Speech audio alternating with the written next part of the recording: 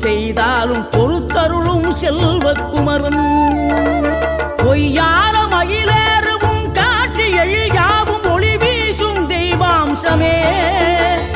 பொய்யான என் வாழ்க்கை புவி மீது நிலையாக அருள் செய்ய வர வேணுமே நீ அருள் செய்ய வர வேணுமே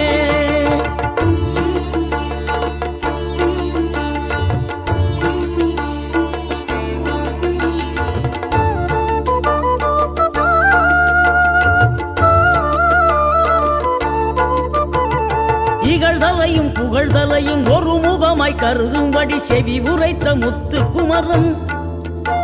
நீ வறுமையையும் வளமையையும் சமநிலையை உணரும்படி மதி கொடு